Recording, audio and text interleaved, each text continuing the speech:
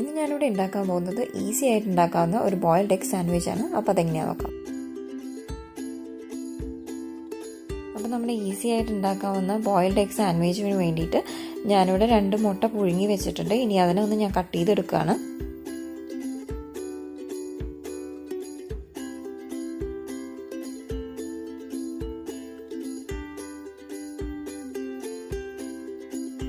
അതുപോലെ തന്നെ ഡിസ്ക്രിപ്ഷൻ ബോക്സിൽ ഞാൻ ഡീറ്റെയിൽ ആയിട്ടെല്ലാം മെൻഷൻ ചെയ്തിട്ടുണ്ട്.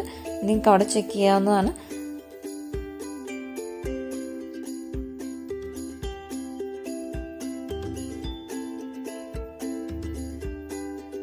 അപ്പം ഇനി ഞാനതിൽ ഒരു പാത്രത്തിലോട്ട് മാറ്റാണ്.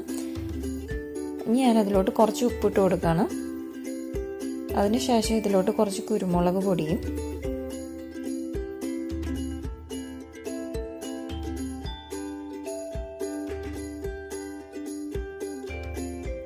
അതിനുശേഷം ഞാനിതിലോട്ട് കുറച്ച് മയണീസ് ഒഴിച്ചു കൊടുക്കുകയാണ്.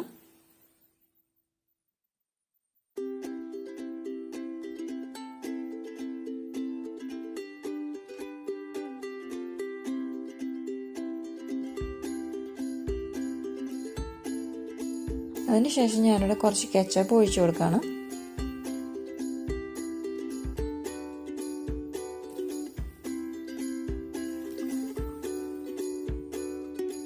ഇനി ഇതിനെ നമുക്കൊന്ന് നല്ലോണം മിക്സ് ചെയ്തെടുക്കാം. അപ്പോൾ നിങ്ങൾക്ക് വേണമെന്നുണ്ടെങ്കിൽ നിങ്ങളുടെ ആവശ്യാനുസരണം നിങ്ങൾക്ക് മയണീസോ അല്ലെങ്കിൽ കെച്ചപ്പോ ചേർക്കണം എന്നുണ്ടെങ്കിൽ ചേർക്കാവുന്നതാണ്. അപ്പോൾ ഞാൻ ആദ്യം ഒന്ന് മിക്സ് ചെയ്ത് നോക്കിയിട്ട് അതിന് ശേഷമാണ് എനിക്ക് എന്തെങ്കിലും ആവശ്യമുണ്ടെന്നുണ്ടെങ്കിൽ ഞാൻ ചേർത്ത് കൊടുക്കുക. അപ്പോൾ ഞാനതിലോട്ട് കുറച്ച് മയണീസ് ഒന്ന് ചേർത്ത് കൊടുക്കുകയാണ്.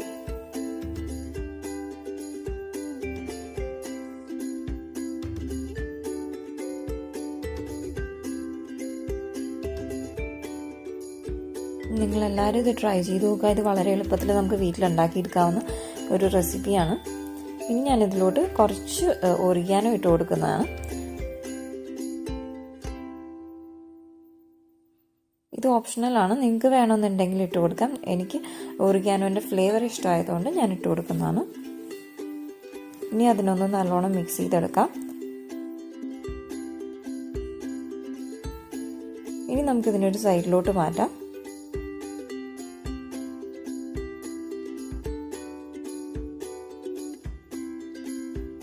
ഇനി ഞാനിവിടെ ഒരു 4 സ്ലൈസ് ബ്രെഡ് എടുത്തിട്ടുണ്ട്.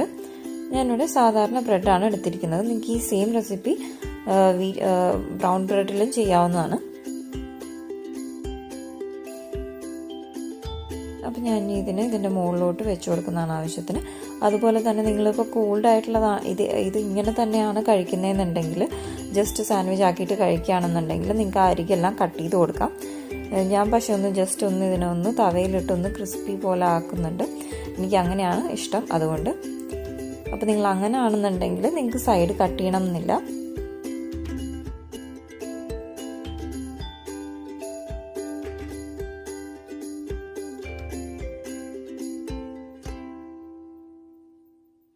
അപ്പോൾ ഇത് നല്ലോണം അരികത്തെല്ലാം നല്ലോണം സ്പ്രെഡ് ചെയ്തതിന് ശേഷം ഞാൻ 2 പീസ് ബ്രെഡ് വെച്ച് അതിനെ ക്ലോസ് ചെയ്യാണ്.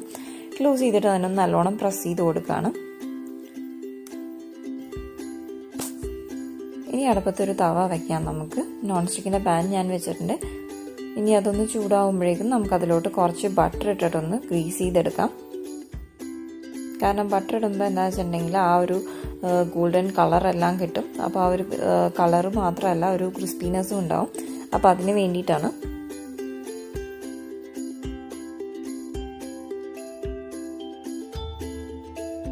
അപ്പം ഞാനിനി നമ്മുടെ ബ്രെഡ് പീസ് അതിലോട്ട് വെച്ച് കൊടുക്കുകയാണ്. അതുപോലെ തന്നെ ഒരു വുഡൻ സ്പൂൺ വെച്ച് ഞാൻ അതിനൊന്ന് പ്രസ് ചെയ്തും കൊടുക്കുന്നുണ്ട്.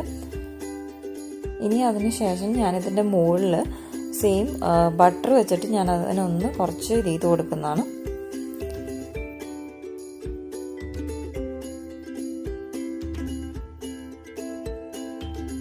അപ്പോൾ എന്താ വെച്ചിട്ടുണ്ടെങ്കിൽ നമുക്ക് 2 സൈഡിലും ഒരേപോലെ തന്നെ കളർ വരാൻ വേണ്ടിയിട്ട്, അതായത് ആ ഒരു ഗോൾഡൻ കളർ കിട്ടാൻ വേണ്ടിയിട്ടാണ്. അപ്പം ഞാൻ ഈ 2 സൈഡിലും ആവശ്യത്തിന് നല്ലോണം ഇട്ട് കൊടുക്കുന്നുണ്ട്.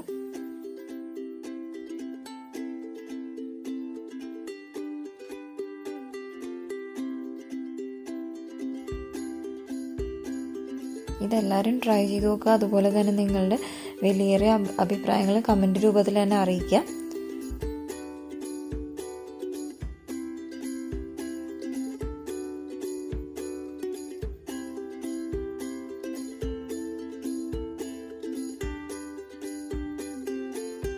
അപ്പോൾ ഇതിപ്പോൾ ഗോൾഡൻ കളർ ആയിട്ടുണ്ട്.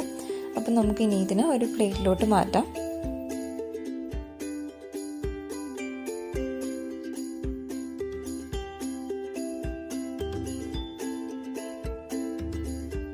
ഞാൻ അതേപോലെ തന്നെ അടുത്ത പീസും ചെയ്യുന്നതാണ്. സെയിം പ്രൊസീജിയർ തന്നെയാണ്. അപ്പോൾ നിങ്ങൾ അങ്ങനെ ചെയ്യാം. പിന്നെ അതുപോലെ തന്നെ നിങ്ങൾക്ക് ഈ റെസിപ്പി ഇഷ്ടപ്പെട്ടിട്ടുണ്ടെങ്കിൽ എൻ്റെ ചാനലിനെ ലൈക്കും സബ്സ്ക്രൈബും ചെയ്യുക. അതുപോലെ തന്നെ നിങ്ങളുടെ അഭിപ്രായങ്ങൾ എന്നെ അറിയിക്കുക. Thank you.